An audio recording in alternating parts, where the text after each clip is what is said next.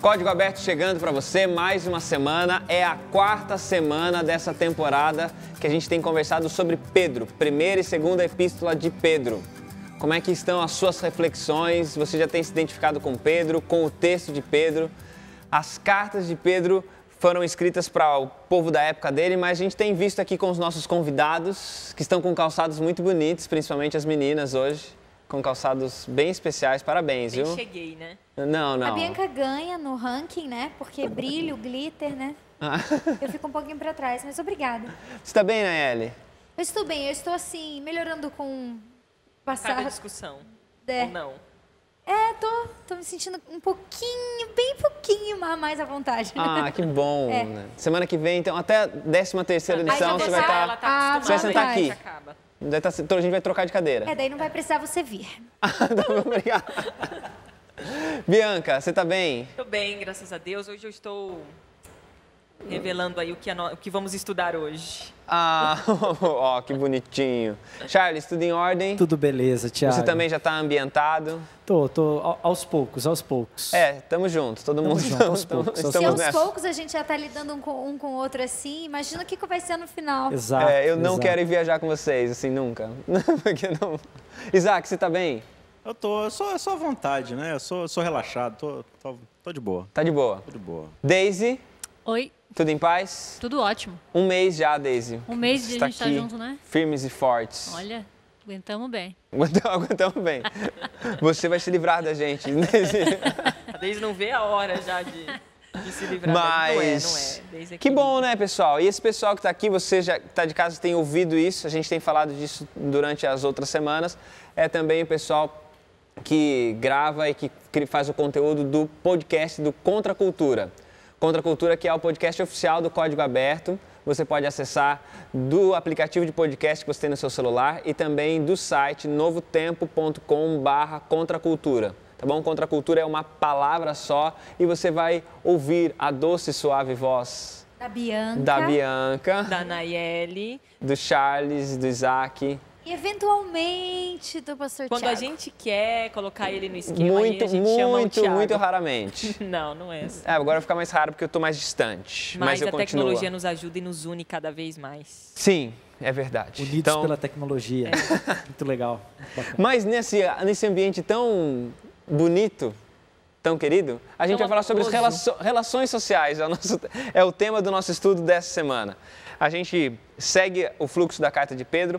Se você tem acompanhado com a gente, nós já passamos pelo capítulo 1, já introduzimos a carta de Pedro, a gente já conversou sobre o próprio Pedro no nosso primeiro encontro, já conversamos um pouquinho também sobre essa vida cristã, sobre o sacerdócio de todos os crentes que a gente viu na semana passada, e a gente vai continuar agora pensando um pouquinho em como Pedro nos ajuda a entender as relações sociais. E não apenas as relações sociais, como as relações, até certo ponto, das instituições, né? Essa relação que existe entre instituição e igreja, entre Estado. E nós vamos pensar sobre isso. Para isso, eu acho que a gente pode ler um texto que é 1 Pedro, capítulo 4, verso 8. Todos a favor que seja Nayeli? Sim? Ok? Então, Nayeli, por favor. Acima de tudo, porém, tende amor intenso uns para com os outros, porque o amor cobre multidão de pecados. Tô totalmente perdoada, então. Do tanto que eu amo vocês aqui, já tá... Então nós estamos perdoados, né, nesse sentido. Também. Mas nesse texto, com essa fala de Pedro, que a gente vai voltar e visitar essa fala de Pedro em lições posteriores, a gente consegue entender qual é o motivo, a razão, o sentimento que deve orientar as relações. E a gente vai falar de relação que tinha entre escravo e senhor, entre igreja e Estado, entre marido e mulher, e aí a gente vai entrar num tema delicado, porque tem muita gente que usa os textos de Pedro para falar sobre uma certa... a mulher sendo colocada numa posição inferior ao homem e usam o texto de Pedro, e a gente vai ver tudo isso, porque se assim for, nós teremos que redirecionar onde vocês devem ficar neste programa, tá bom? Ou a gente redirecionar o lugar deles, né? Ou a gente vai ficar igual, que são as 3 possibilidades existentes. Eu espero que a gente consiga ir à terceira opção. Mas né? para a gente começar a nossa conversa, a gente tem constantemente, quando a gente olha para o Evangelho, a gente vê Jesus falando sobre as relações, não, com certa frequência Jesus fala de como, dar a entender de como deveria ser a postura dos seus seguidores, dos discípulos de Cristo em relação ao Estado, em relação ao governo constituído. E Pedro agora vai voltar sobre isso também, e é meio desafiador aquilo que Pedro diz, né? Porque ele fala que a gente tem que entender as autoridades como sendo instituídas, dadas por Deus. A gente vive num momento da história em que a gente vê autoridades fazendo um tanto de coisas que parecem tão absurdamente contrárias à vontade de Deus. Não só parecem, são. E agora a gente vê um Pedro falando, olha, submetam-se às autoridades. Como é que a gente concilia essas coisas? Vou começar pelo pastor Charles, que está com o microfone mais perto da boca. Na verdade, assim, eu sei que o Isaac quer falar, eu já vou passar para ele, mas eu queria só lembrar um detalhezinho. Nesse contexto que a gente vai começar a falar aqui sobre as relações sociais, você percebe que o Evangelho ele é muito prático, né? Porque se Pedro ele construiu até aqui, naquilo que a gente já estudou nas semanas anteriores, se ele construiu até aqui vários conceitos teológicos, que a gente já viu também, que são conceitos teológicos que foram amadurecendo na vivência de Pedro, agora ele vai traduzir toda essa teologia, todos esses conceitos que a gente discutiu aqui em algumas semanas, para a vida prática, cotidiana. Muito provavelmente ele aprendeu isso com Jesus, né? Porque Sim. A teologia de Jesus era a vida, né? Jesus, ele saía do território só das ideias, da abstração, e ele traduzia, interpretava a teologia, a Torá, tudo aquilo que havia sido revelado no Antigo Testamento na vida das pessoas. Me fez lembrar aqui essa colocação, a questão lá da parábola do bom samaritano, né? Quando Jesus entra no embate com o intérprete da lei, e eles começam a discutir ali, o que é isso? Amará o Senhor teu Deus, como é que é isso e tal? Aí Jesus pergunta para ele, como você interpreta? Aí ele cita a Bíblia. Aí Jesus, ele vira e conta uma história. Ou seja, o camarada cita um texto, Jesus conta uma história. Ele interpreta o texto a partir de uma vivência, a partir de uma experiência, né? A partir de uma realidade concreta. E agora, parece-me que Pedro está fazendo isso agora, né? Porque ele começa a interpretar tudo que ele construiu até aqui a partir das vivências cotidianas que nós temos. Aí ele vai falar da nossa relação com o Estado, ele vai falar da nossa relação familiar, ele vai falar da nossa relação com as provações, que para aquele público-alvo imediato para o qual chegou essa carta, era algo muito urgente, era algo que eles estavam vivendo muito concretamente, e ele termina falando da fé pessoal, da fé individual de cada pessoa. Tiago, qual era a pergunta mesmo? A Bianca vai responder agora. Não, é que você me fez lembrar de uma outra coisa que a gente está falando aqui. Só foi um Que não é a parênteses, pergunta, tá? no caso, é uma outra coisa que ela lembrou. A gente Também tá... não é a pergunta que Tiago fez. Não, acho que eu não Ok. vou responder a sua pergunta, mas sobre o que Pedro apresenta aqui no começo, desse nosso guia de estudo, né, que o nosso guia de estudo, na verdade, resgata o que o Pedro falou ali nas suas cartas, é que ele coloca aqui algumas questões de confronto, né, em questões sociais difíceis, assim, e são 3 coisas que eram praticadas com opressão, que era a relação entre escravo e senhor, igreja e Estado, e homem e mulher. Né, eram 3 contextos naquela época muito complicados, abusivos, né?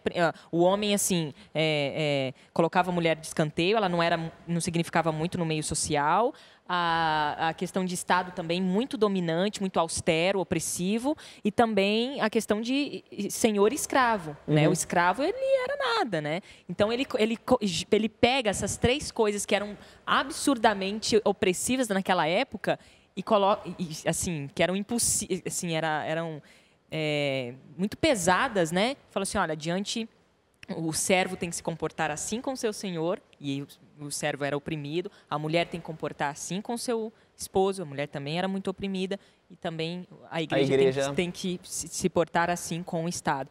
Então, são lições, assim, que, uau, é surreal, né? Assim. Agora sim, a Bianca está falando isso daí. Tem horas que eu leio as cartas de Pedro e parece que não é o mesmo Pedro dos Evangelhos que está escrevendo isso. Isso é muito interessante, É muito né? forte, por quê? Porque o Pedro dos Evangelhos, ele é impetuoso, é impulsivo, ele corta a orelha de um, ele avança em cima do outro, ele fala, ele repreende, ele bloqueia a criança. E agora o Pedro das cartas é um Pedro diferente, é um Pedro que você vê, ele fala, e o Estado que oprime, que eu não sei. Não, calma, tranquilo, vamos respeitar. Pedro que quer partir para cima com espada. Pedro que queria arrancar a orelha da autoridade, agora é o Pedro que vira para a autoridade. Diz, não, mas foi instituído por Deus, a gente tem que ter paciência, a gente tem que orar e a gente tem que procurar um caminho. É lógico que a gente não vai ser passivo, mas existe um caminho, existe um método, né? E esse método, ele aprendeu com Jesus Cristo, né? Então, mas aí eu volto para a pergunta. Deixa você falar primeiro. Não, eu vou tentar responder a sua pergunta, eu não sou nenhuma autoridade então política. Daí não precisa nem voltar para a pergunta. Vamos lá, né?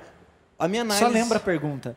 Você perguntou qual é a relação entre nessa questão a minha questão, voltando então para a gente recapitular para o ouvinte que ouviu um monte de coisa e depois menos a resposta. E debater a partir dela é a seguinte: pensando num governo como o de Pedro, que era sob o qual estava o domínio dos ouvintes de Pedro, um governo corrupto também, um governo opressor, que explorava e tudo mais, pensando nisso, e como essa ideia, esse governo se repete também, mas pensando nesse tipo de governo, como é que eu posso entender que um Pedro que fala de Cristo e tudo mais, ele chega para os ouvintes dele e diz o seguinte: essa autoridade foi constituída por Deus. Como que eu posso entender que esse poder, que faz coisas que são contrárias à vontade de Deus, deve ser respeitado como alguém que está lá cumprindo um propósito? Sim. Na própria história de Israel, que é a história que a gente tem, assim, selecionada para a gente ler na Bíblia, né, que é a biografia de Israel ali, você vê o tempo todo Deus suscitando povos para serem agentes de correção de Israel.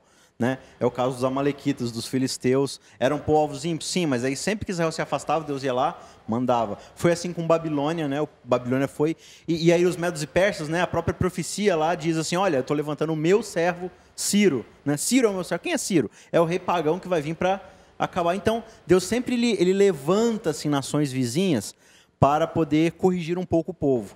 E Roma não foi diferente. Roma acabou entrando no contexto ali de Israel, ou Israel entrou no contexto de Roma, né? Dependendo da perspectiva histórica que você encarar. E ela exerce ali um papel fundamental para manter Israel dentro de um eixo. É claro que a gente olha com Roma, assim, e na história você vê, Roma era impiedosa mesmo e tal, mas Roma ela trouxe muitos avanços tecnológicos e sociais, como o direito, pavimentações, tecnologias, a organização social, assim, e ela contribuiu bastante na punição do que é mal, assim, instituiu uma lógica assim, para ter coerência na sociedade. Né? Mas aí, quando a gente analisa o texto, a gente começa a tirar algumas coisas chaves que a gente precisa entender para aplicar dentro desse relacionamento social com o Estado. No verso 13 do capítulo 2, Pedro vai dizer o seguinte: sujeitai-vos a toda instituição humana por causa do Senhor. Ou seja, o que ele está falando aqui? Olha, por causa do Senhor. Por quê por causa do Senhor? Jesus ele esteve debaixo do domínio do Estado. Ele sofreu a opressão romana. E ele podia muito bem ali ter conclamado seus anjos para poder fazer uma rebelião, mas ele tinha um objetivo, que era ir até a cruz. Então ele se sujeita à autoridade. E o próprio Pedro tem esse exemplo naquele episódio do peixe, que traz ali a moeda para poder pagar o imposto. Né? Jesus falando, não, Pedro, não é para... A subversão não é o caminho. Né? E ele fala, por causa do Senhor, sejam submissos. Só que ele vai dizer o seguinte: quer seja ao rei como soberano, quer às autoridades como enviadas por ele, tanto para castigo dos malfeitores, como para louvor dos que praticam o bem. Porque assim é a vontade de Deus, e ele vai falar mais algumas coisas. Ou seja, é para você respeitar a autoridade, por quê? Ela foi levantada, instituída para quê? Para punir o mal e exaltar o bem, ou seja, para colocar ordem na sociedade. Você não tem ordem se a sociedade não tem uma estrutura hierárquica ali. Mas ele está falando que, olha, desde que ela esteja empenhada em punir o mal e exaltar o que é bom. Vai acontecer momentos onde ela vai exercer papéis que não são coerentes, digamos assim, com a vontade de Deus. Mesmo assim, também não é para você subverter o sistema. Existem formas cristãs, formas sacerdotais e santas de você lutar pela reestruturação da sociedade, talvez pela reforma da sua liderança, e Pedro vai dar outros exemplos assim mais para frente. Então aí fica a próxima pergunta, que é, então, como é que a gente vai dentro... Você viu que é você que vai responder, né? Mas como que a gente pode, então, operar, entendendo esse limite, sem ser passivo, sem simplesmente pensar que não tem nada a ser feito, mas também não sendo esse que vai confrontar, vai tentar derrubar o governo, vai tentar usar de justificativas cristãs, ou vai tentar usar o evangelho para derrubar o sistema? O que o verso continua aí no 15, 16 e 17 é que é da vontade de Deus que pela prática do bem a gente emudeça a ignorância do insensato. É fazendo bem, é sendo bom, é mantendo a calma, é sendo educado, é sendo gentil, é sendo bom. Entendeu? Porque isso não dá, assim como o verso 16 fala, vocês são livres. Então, vocês não precisam usar essa liberdade como pretexto para serem maus. Muito pelo contrário, é o bem que vai fazer a diferença. E é bacana você falar isso, né, porque esse verso é muito bonito, mas eu acho bacana porque a gente vive num tempo que todo mundo quer falar de política e quer dizer como que o governo tem que ser, que o governo é injusto por causa disso, daquilo e tudo mais. Só que eu não sou bom com quem está do lado. Então eu quero mudar todo um sistema, tem um sistema gigante, pesado, uma máquina gigantesca que eu quero mudar, só que a engrenagem que está na minha responsabilidade eu não faço, entendeu? Então assim, sentar lá na frente do computador e fazer textão, protestando, tá bacana, legal, deve ter uns 15, 20 lá que lê, tá tudo certo, beleza? Mas se aí a mãe pede para lavar a louça e não lava, entendeu? Se em casa não é capaz de fazer o mínimo do bem, quer mudar que tipo de... Dos que são seus. Então, quer mudar que tipo de mundo, né? Que tipo de mundo a gente quer mudar. Então, também tem essa coisa de colocar as coisas na proximidade da gente, né? Tem. O Luiz Felipe Pondé fala uma coisa que eu acho muito legal. Ele fala assim, o jovem, ele quer mudar o mundo. Ele quer, assim, fazer grandes... São os inconformados, né? Eles são muito inconformados, ele quer mudar o mundo. Mas ele não arruma o próprio quarto.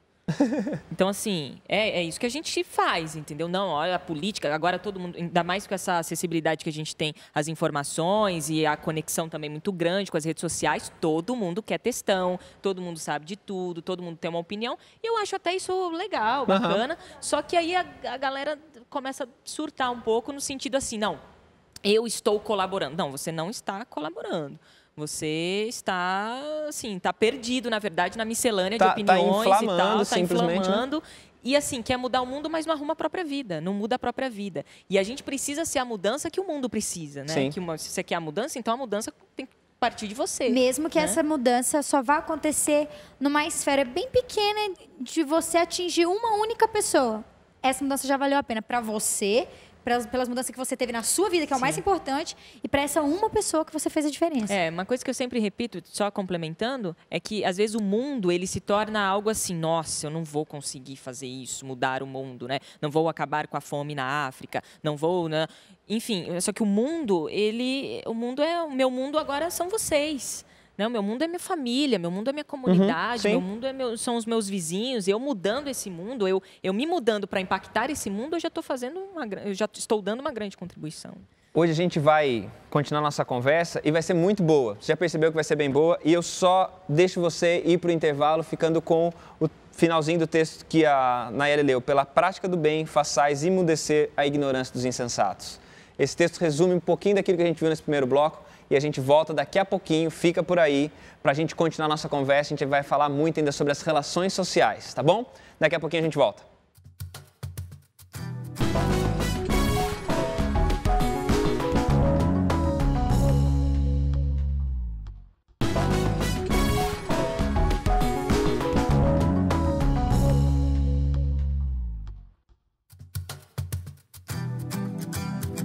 Código Aberto está de volta, que bom que você não desistiu da gente. E se você está acompanhando pela internet, não esqueça de compartilhar aquilo que você tem ouvido aqui. Compartilha o vídeo que você assiste, o programa está sempre todo aí no YouTube. Compartilhe com as pessoas para que a bênção que chega na sua casa, para que chegue para você, chegue para outras pessoas também, tá bom? Lembra disso? E lembra que quando terminar o estudo, procura lá o Contra a Cultura para você ouvir um pouquinho mais. São as mesmas vozes, mas prometemos que com ideias diferentes. Ou complementares, pelo menos. Diferentes não. Complementares. As ideias, a gente ainda fica nas mesmas. Complementares. Você prefere, né, Nayeli? Porque o então, roteiro tá bom. aqui é o mesmo. O roteiro é o mesmo, o povo é o mesmo, o guia é o mesmo. Nós falamos um pouquinho sobre essa relação de igreja e Estado. Acho que ficou claro, algumas coisas ficaram claras pra gente. E vem agora um tema que é muito presente no texto bíblico, que é a ideia dos escravos, de como lidar com os escravos.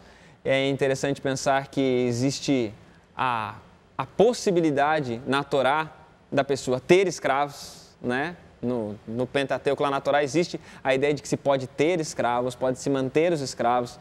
Então, essa relação possível de alguém com um escravo não é algo contrário à Bíblia, né? Mas, ao mesmo tempo, existia, como a Bianca falou, essa coisa da opressão, dos escravos sendo oprimidos, deles sendo objetificados e assim por diante. E aí a gente vai mais uma vez, qual que é o conselho de Pedro para os escravos oprimidos? Só a tônica antes do Charles comentar ali, né?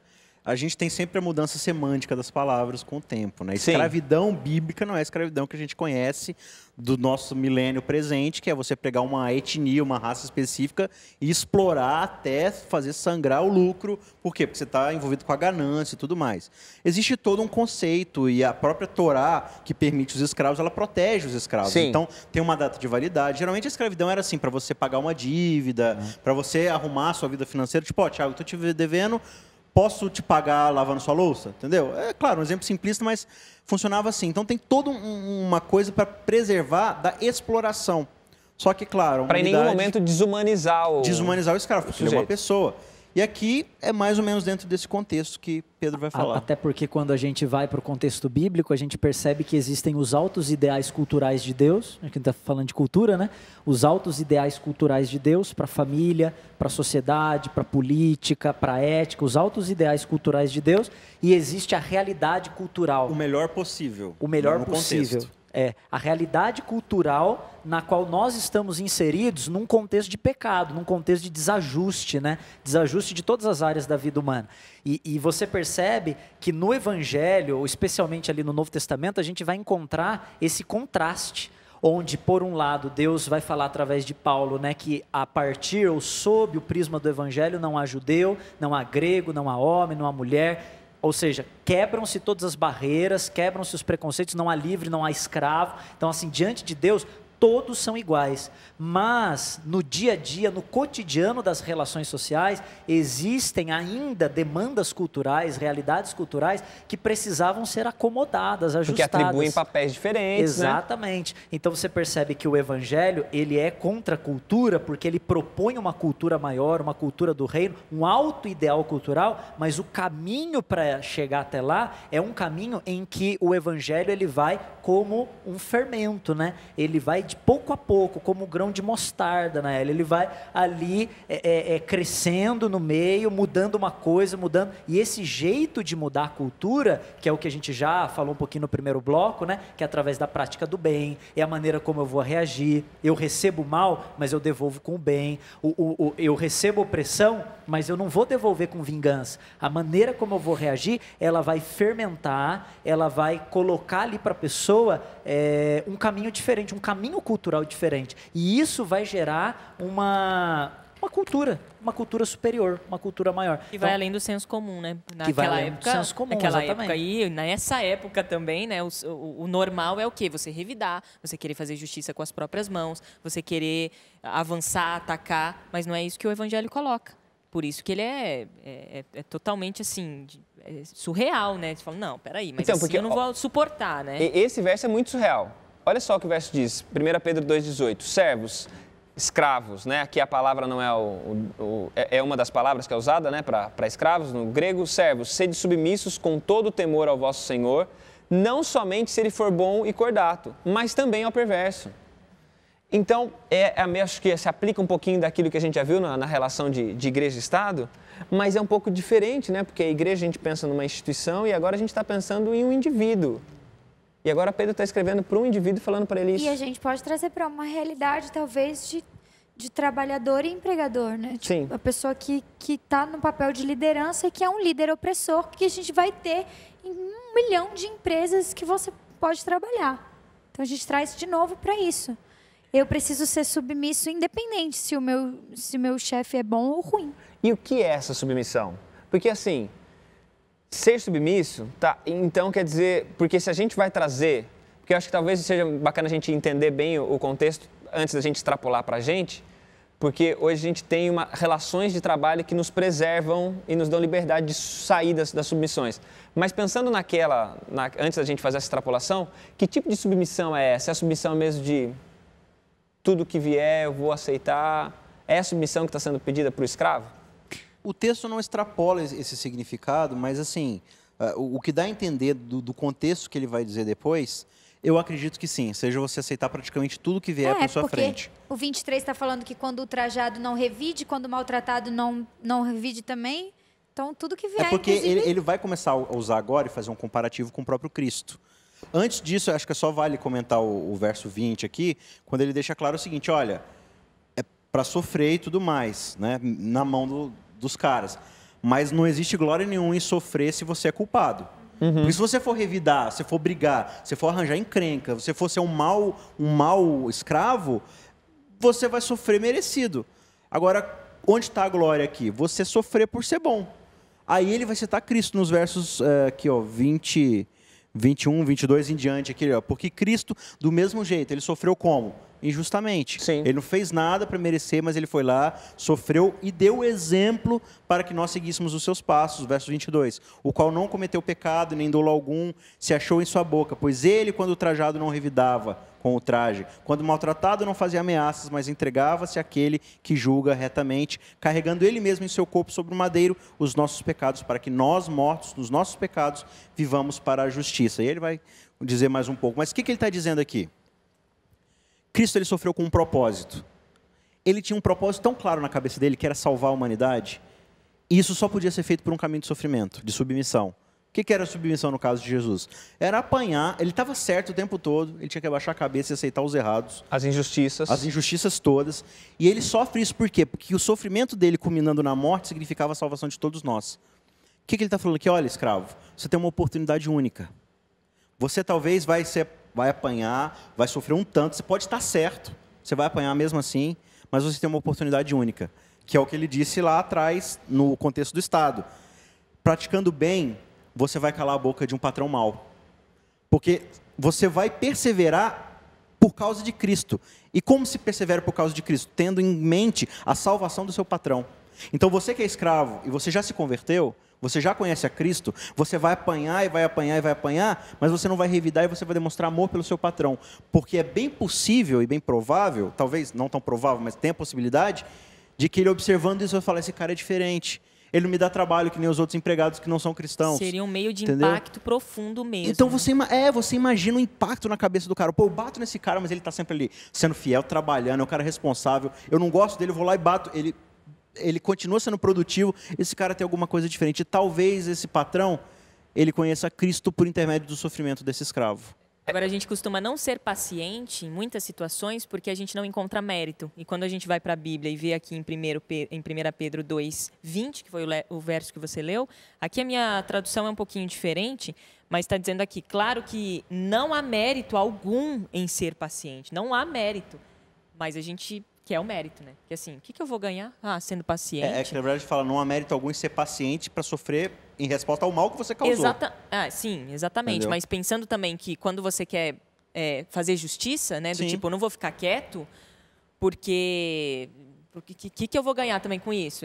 Não tem recompensa. Exatamente, né? não tem recompensa. E a forma como alguns personagens bíblicos reagiram à injustiça e ao sofrimento servem para a gente de lição também. A gente tem o caso de José, por exemplo, né? Que foi injustamente acusado, lançado numa prisão, e você percebe que lá no contexto que ele estava não era o contexto ideal, culturalmente falando, pelo que ele estava passando, mas ele conseguiu acomodar alguns princípios do evangelho, aquela realidade, fez a diferença na vida de alguns que estavam com ele ali, e de repente ele consegue sair daquele contexto de uma outra forma, né? Dar uma reviravolta na vida de José. Está falando dessas coisas dos personagens bíblicos, né? Que exemplificam esse tipo de postura. E aí a gente vê que Pedro vai trazer isso para as relações de casa, que a Bia falou lá a respeito do marido que é opressor, e parece que ele está falando as coisas da esposa. Mulheres, e aí vem o texto que, mulheres, sede submissas aos vossos maridos. Por isso que eu estou voltando à palavra submissão para a gente pensar. Ele está falando de submeter aos governantes, está falando de submeter aos senhores e agora submissão aos maridos. Que tipo de submissão é essa? Dá agora pensando na mulher de forma específica. Que tipo de submissão é essa que Pedro está falando aqui? Primeiro, trazendo para o contexto aqui de novo, né? Pedro está dando vários exemplos de submissão. Mas qual é o contexto que ele tem em mente? A submissão do convertido ao não convertido. Isso está presente no Estado. O Estado não é convertido, você é convertido. Submeta-se a ele. O escravo, você é convertido, seu patrão não é. Aí ele vai dizer aqui no verso 3, mulheres, sede vós igualmente submissas. Por que igualmente? Porque você é convertido, o seu esposo não. Ele não está falando aqui de você que é ancião de igreja e sua esposa e você está lá oprimindo ela porque ela é mulher e a Bíblia diz que mulher tem que... Não, ele está falando, olha, pelo Senhor, o que é pelo Senhor? De novo, tendo em conta que Cristo sofreu para salvar outros, você, mulher, sofra nas mãos do seu marido para salvá-lo. Então, você vai sofrer, você vai se submeter a situações que não são as mais favoráveis, mas com uma mentalidade, um propósito, salvar o teu marido. E a gente vai continuar discutindo aqui, mas os exemplos que ele vai dar aqui no texto vão o tempo todo repetir esse conceito. Encontrei aqui uma definição de submissão. Tá certo que é essa que a gente coloca no Google, mas achei uma palavra muito interessante aqui, que vai para o significado de submissão, né? É disposição para obedecer, para aceitar uma situação de subordinação, e submissão também pode ser entendida como docilidade. Interessante. Né? Muito interessante, né? Submissão não é assim você se fazer de vítima. Ou é do rosto, né? Exato. Submissão é você apanhando um rosto, oferece o outro. Docilidade, docilidade, obediência, né? Subalternidade também. Então, eu acho que por causa dessa briga toda de a gente querer ser igual, né? Das mulheres quererem estar no mesmo patamar e ter os mesmos empregos, ganhar os mesmos salários dos homens, a gente perdeu isso. Começou a vir a ideia de submissão como uma coisa mesmo de uma mulher que apanha. E não é necessariamente isso, que é uma mulher que é dominada. Não, é uma mulher que age docilmente, que ela atende, que ela respeita o que o marido dela tem para dizer. E pegando aquilo que o Isaac falou, que esse é um chamado que não diz respeito ao gênero, mas diz respeito à salvação. Exatamente. Eu sou alguém convertido e, ao ser convertido, eu vivo em submissão, eu vivo me submetendo às injustiças, porque uma coisa que fica clara também aqui no guia é que a injustiça, pelo que a gente viu, a injustiça é que abre caminho para a demonstração do caráter de Cristo em nós. Se nós não passarmos por situações de injustiças, dificilmente a gente vai conseguir refletir o caráter de Cristo. Até porque Cristo, apenas sob injustiça, é na injustiça mais tensa que ele consegue revelar o caráter de Deus. O caráter dele brilha mais. Uma frase. Eu lembrei de uma frase. Uma frase para tuitar. Lembrei da frase de C.S. Lewis. Frase de Twitter. Não, frase de Twitter. Esse é o momento, Uma frase de Twitter. Fala aí. Devagar para eu anotar. C.S. Lewis. Eu vou esquecer da frase. Tá, desculpa. Vou esquecer da frase. Somente uma crise real testa a realidade de uma fé. Então, eu acho que esse comentário que o Tiago fez, né, ele é bem propício, porque é no processo do sofrimento e da injustiça que a realidade da nossa fé, daquele que nos chamou das trevas para a maravilhosa luz, a fim de proclamar as virtudes daquele. Então, a gente tem que voltar sempre para a base teológica que já foi plantada por Pedro lá no início da sua carta. Então, se a gente tem aquilo ali como tronco e agora todas essas aplicações práticas são os galhos da sua carta, sim, a gente vai entender que a gente não está proclamando a minha virtude. Não é a minha virtude de submissa. Não sou eu para ganhar, fulano de tal. Não é porque eu sou bonzinho, é porque eu sou manso. Porque eu me converti. Não. É porque existe alguém no pano de fundo da minha vida que está produzindo isso em mim. E quem é esse? É aquele que já passou por isso. E se ele já passou por isso, ele é capaz de passar por isso agora através de mim. Então eu passo isso, mas é pela força dele, não é pela minha força. E não deveria ser difícil de demonstrar isso nem em relação ao Estado, nem como escravo, nem como marido e mulher. Porque se a religião e a essência do cristianismo é a negação de mim mesmo, então eu sou submisso a alguém. Então se eu sou submisso a alguém, eu já vivo nessa constante de submissão. Não tem segredo nenhum, ela só se estende a todas as outras realidades da minha vida.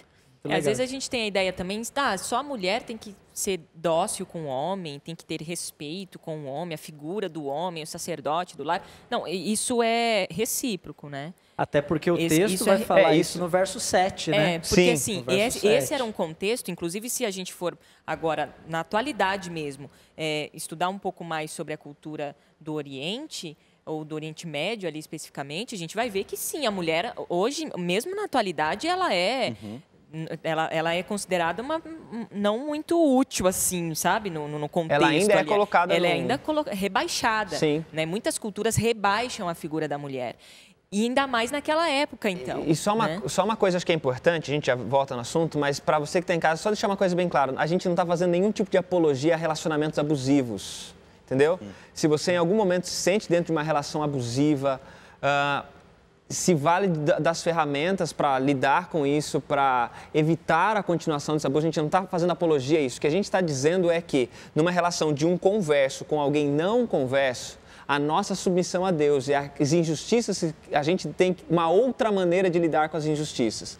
Então, assim, isso é bem importante ficar claro, porque a questão aqui não é simplesmente escravo e servo, igreja, Estado, marido e mulher. Uma questão é gente que foi alcançada pela graça na relação de gente que não foi alcançada pela graça. Gente que entende que a injustiça sofrida por Cristo é justiça para mim e aí eu passo a ter isso norteando minhas relações, tá bom? A gente já volta, fica por aí. A conversa ainda tem outros pontos importantíssimos e a gente vai voltar também nesse, tá bom? Fiquem em paz. Até daqui a pouquinho a gente já volta com a música da Deise Jacinto também.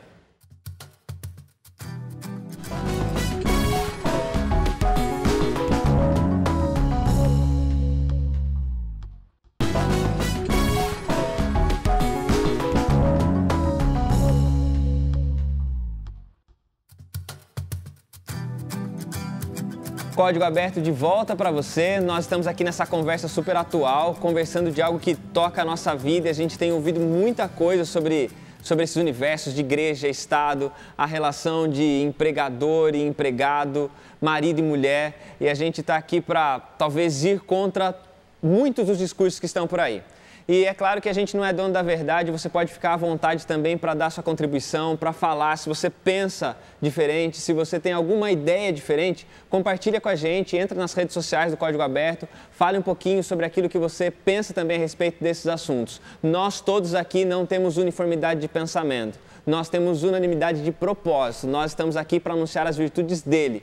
E nessa liberdade que ele dá para a gente pensar, a gente é livre também para discordar um do outro, tá bom? E antes da gente continuar as nossas conversas, mesmo que em algum momento possam ser discordantes, nós vamos ouvir música com a Deise Jacinto. Qual é a música, Deise? Vou cantar uma música chamada Retrovisor. Ela é um diálogo. Foi gravada com a participação do Felipe Valente. Beleza.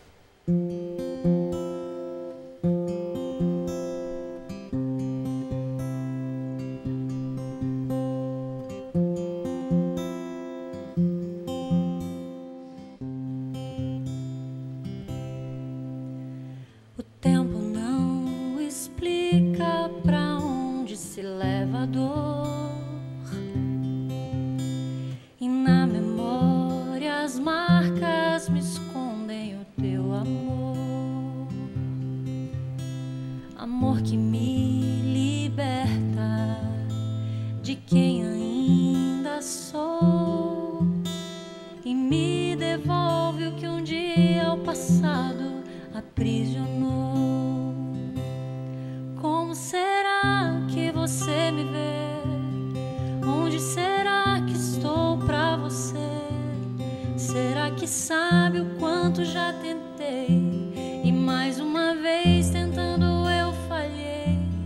Será que mora em algum lugar onde minha voz consiga alcançar? Terá alguém que possa me encontrar, me mostre por onde eu devo caminhar. A vida vai passando sem lhe avisar quem sou. E no teu peito eu vejo que o tempo silenciou. E nos cabelos brancos de quem já se cansou, eu sigo do lado de fora da porta que me deixou. Como será que você me vê? Onde será que estou pra você? Será que sabe que te vi crescer e o tempo não pode me envelhecer? Em que lugar você me colocou? Em uma estante ou no retrovisor? Como dizer que não há ninguém se eu me entreguei pra te fazer alguém? Como será que você me vê? Onde será que estou pra você? Será que sabe que te vi crescer e o tempo não pode me envelhecer? Em que lugar você me colocou? Em uma estante ou no retrovisor? Como dizer que não há ninguém se eu eu me entreguei pra te fazer alguém. A vida vai passando sem lhe avisar quem sou.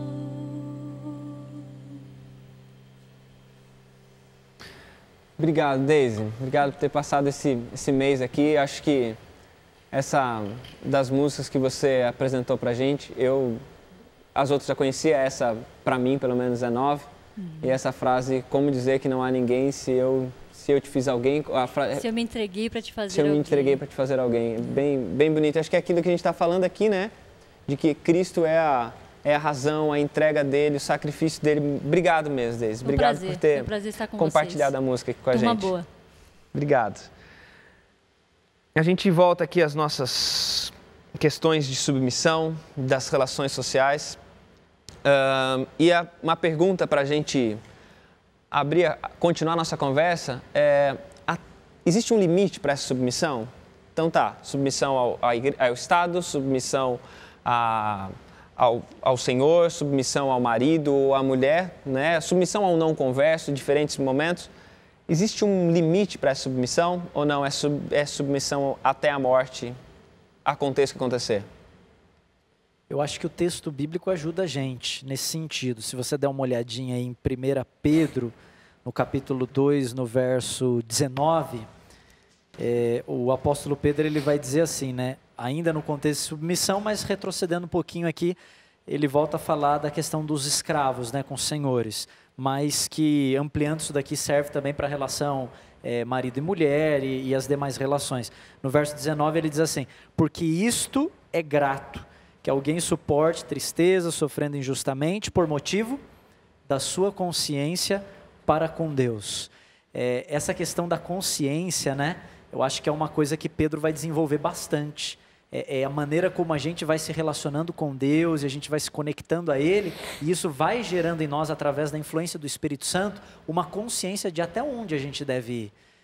É muito difícil a gente querer objetivar algumas coisas na religião que são subjetivas. É muito difícil a gente querer protocolar, olha, até aqui você pode ir, isso aqui você não pode fazer, isso aqui você tem que fazer, quando Jesus ele veio colocar para a gente um caminho de liberdade, mas uma liberdade guiada pelo Espírito, uma liberdade soprada, né, que é o termo que o Evangelho vai usar, soprada pelo Espírito Santo, que vai nos ajudar a tomar essas decisões. Então ele coloca um princípio aqui. Qual que é o princípio? É a prática do bem.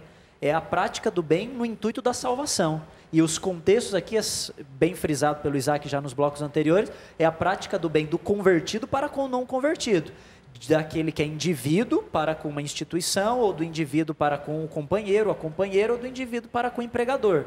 Agora, a prática do bem como princípio, num contexto de injustiça, até onde eu vou, até onde eu não vou, no intuito de salvar, aí eu acho que é muito difícil a gente colocar um mandamento, até porque isso pode se tornar um fardo para muitas pessoas que estão assistindo a gente aqui, e que talvez a pessoa vai achar, nossa, mas eu não estou nesse nível ainda, então quer dizer, puxa, então eu estou errado e tal, sendo que a caminhada cristã é um processo de maturação, e não tem como a gente discernir em que momento dessa caminhada a pessoa está. Pode ser que alguém vá morrer por isso. Pode ser que alguém que vai dar a vida mesmo, vai sofrer, como Jesus fez. Ele que é o clímax de toda a maturidade, de toda a perfeição, de toda a encarnação do ideal espiritual, esse morreu. Agora, sou eu capaz de fazer isso também? Aí eu acho que é uma resposta muito individual, de acordo com a consciência e com a maturidade de cada um. Você ia falar, Nayeli? Não, é que ao mesmo tempo, né, quando se trata de obedecer a Deus e obedecer ao ser humano, aí estabelece-se um limite, né? Porque o obedecer a Deus sempre está em primeiro plano, mesmo que isso venha a resultar em morte e prisão, como resultou, por exemplo, para alguns discípulos e apóstolos. É que eu acho bacana pegar as duas coisas e para pensar no seguinte, nessa questão da obediência a Deus. Porque em alguns momentos eu estou submisso a alguém que é um não convertido, seja um sistema, que seja alguém que está me dominando, não tem os mesmos valores, não tem os mesmos princípios, e ele está sobre mim. E ele está fazendo coisas que contrariam a vontade de Deus. E até aí eu fico nessa relação. Eu acho que o problema a coisa começa a pesar e forçar a minha confrontação desse sistema quando esse ser que domina começa a ditar a minha relação com Deus, começa a dizer como eu tenho que me relacionar com Deus. Acho que aí é um ponto... Quando ele quer assumir o lugar de Deus. Quando ele quer assumir o lugar de Deus, que a gente inclusive tem estudos de caso na Bíblia, né? O próprio Nabucodonosor, o episódio lá de Daniel, de seus amigos na Babilônia, ele se coloca e se porta no lugar de Deus. E ali há um confrontamento, né? Mas é interessante que esse confrontamento, aí que a gente volta à questão do método, né? Esse confrontamento, ele não é um confrontamento direto, ele não é um confrontamento rebelde, ele é um confrontamento em termos de muita sabedoria, de um caminho que os amigos de Daniel e Daniel estudam ali, né? E eles falam assim, não, mas então prova a gente, né? Vamos por um caminho diferente. Quem sabe se a gente fizer isso, uma experiência, uma dieta diferente, e aí o Senhor vai avaliar e vai perceber se foi melhor, se não foi melhor. Então, assim, é para um ser que está arrogando o lugar de Deus, a autoridade divina, mas até mesmo para esse ser que representa uma instituição, um Estado, esse ser, ele é confrontado com muita sabedoria. E com um método que tem tudo a ver com isso que a gente está estudando aqui em 1 Pedro. Mas que mesmo essa confrontação e sabedoria pode redundar em alguma coisa radical de um dos lados. Uma radicalidade seguinte, não tem como aconteceu com os amigos deles, os amigos da Nabucodonosor. Não vai adorar a imagem? Então tá bom, vão para a fogueira. Exato. Né? Então tem essa... Eles foram. E eles foram. E nem isso fez com que eles mudassem de posição. Fala, Isaac. Não, o que a gente tem que sempre manter em mente, e essa vai ser a tônica de Pedro durante todas as suas 2 cartas, que é o que é a essência de todo o evangelho, a gente sempre tenta discutir isso ao máximo possível. No lugar onde o eu já foi submetido a Cristo, o seu limite, não sei, ele sempre... Tá em voga agora esse filme do Mel Gibson, né, contando a história do Adventista, e eu já conheci um pouco da história dele, e algo que me marcou muito foi quando ele está ali, tipo, no meio da madrugada, salvando os soldados feridos. Ele traz o soldado ferido e ele sempre repete uma frase: Deus, me ajuda a salvar mais um, mais um. E a cada um que ele salva, ele pede, me deixa salvar mais um. Qual era o limite dele? Mais um. Né? Então, uma vida verdadeiramente convertida ao Evangelho, ela não tem espaço para o próprio eu. Claro, a gente não está falando aqui, como você bem frisou, de relações abusivas que não tem proveito nenhum, mas, cara, qual é sempre a mentalidade? Olha, o Pedro vai dizer aqui no capítulo 3, mulheres, submetam-se aos vossos maridos para que, se ele ainda não obedece a palavra, seja ganho sem palavra alguma por meio do procedimento. Da esposa, no caso, né? Então, a nossa perspectiva tem que ser sempre o quê? Buscar o outro. E aí, dentro do que a gente já conversou aqui nas lições passadas sobre santidade, a santidade, ela sempre me lança em direção ao outro, nunca para longe do outro. Se a minha santidade me faz cada vez me afastar do outro, é porque não é santidade, é egoísmo, e o meu eu ainda não está submisso. Então, entender isso é entender a raiz do Evangelho. E ele vai falar no capítulo 7, no verso 7, colocando a responsabilidade também no homem, né? Homem, você também, igualmente, vive uma vida assim, de discernimento. Porque é interessante a gente frisar isso aqui, porque naquela cultura, quando a mulher se convertia, era só ela, né? O marido que é o marido. Ela se converteu lá, o marido não. Agora, se o marido se convertia, automaticamente toda a casa estava convertida. Era imposto, né? Porque assim, eu me converti, vocês vão junto. Eu estou indo para a igreja agora, vocês vão também. Então, já que vocês estão partindo desse pressuposto, Pedro vai falar aqui, ó, já que a mulher já é a parte frágil, ou seja, ela vai ter que ir mesmo, trate-a com doçura, com respeito, não imponha a ela, trate-a com dignidade, juntamente com os próprios herdeiros, né? Para que não se interrompa as vossas orações. Ou seja, para você não criar um artifício ao qual vocês não vão ter mais consciência para conversar com Deus, para se colocarem diante de Deus. Eu acho impressionante como o contexto do texto derruba todo esse monte de pretexto construído em cima, né? Você olha lá para o texto e vai vendo como é que funcionava, como é que era a ordem social da época, como é que funcionava. Aí você, a partir disso, faz a leitura do texto, você já aplica para um outro contexto. você elimina esse monte de extrapolações, de aplicações descuidadas que acabam acontecendo, né? De forçar, então aqui, ó, mulher, se o marido quer sair daqui e morar no Alasca, você tem que ir porque a Bíblia fala que é para ser submissa e tal. E às vezes o homem se vale disso, como se vale desse verso como sendo dessa maneira. E aí fica aquela coisa, né? Que a tônica realmente é isso, é alguém que foi alcançado por Cristo. E serve aquele que não foi alcançado. Não, Isaac, a gente estava conversando esses dias. A cruz, ela não vem. Pedro coloca aqui também, né? Mas a cruz, ela existe não para abrir um caminho para a gente ir para o céu, sabe? Às vezes a gente tem isso, né? Não, olha, Jesus me salvou e agora eu estou indo para o céu. Ok, é isso mesmo, mas não é só isso. Isso, não é só isso, né? Exatamente, né? Não é só isso. Né? É isso, mas não é só isso. Por quê? Porque a cruz, na verdade, ela tá ali para me libertar do eu. O céu vai ser uma consequência linda de que, assim, eu estou tão separada, eu estou tão morta para mim, que não tem como eu ficar aqui. Eu tenho que ir para um outro lugar. Esse lugar não é meu aqui, entendeu? Eu tenho que ir para um outro lugar mesmo. Meu lugar de funcionamento não é... Exato, meu lugar de funcionamento é o céu, é consequência. Aí a Deise estava cantando, eu estava lendo esse verso aqui, né? Ele mesmo carregou os nossos pecados em seu corpo na cruz, a fim de que morrêssemos para o pecado e vivêssemos para a justiça. E o que é morrer para o pecado? É morrer para mim mesmo, porque eu sou o pecado. Eu não peco, eu sou. E quando eu morro para mim, eu morro para o pecado. Para a prática da justiça. Exatamente, para a prática da justiça. Eu não vou agora da ficar no estado de inconsciência esperando que Cristo voltar. Estou aqui, tenho que frequentar a igreja, né? Distribuir meus negocinhos ali e tal. É isso. Não, você foi chamado por quê? Para praticar a justiça. E o que é justiça? É você fazer o bem para silenciar os insensatos e salvá-los. E na sequência, Pedro coloca aqui, por suas feridas somos sarados. Ou seja, nós somos sarados quando a gente olha para a cruz. Somos sarados. A ferida ali de Cristo, eu olho para as feridas dele e eu sou sarada de mim mesmo. Nos cura da gente mesmo, Nos cura né? da gente mesmo. Com certeza. Então isso é libertador, assim, quando a gente começa a entender a essência, né, da cruz, do sacrifício, da justiça.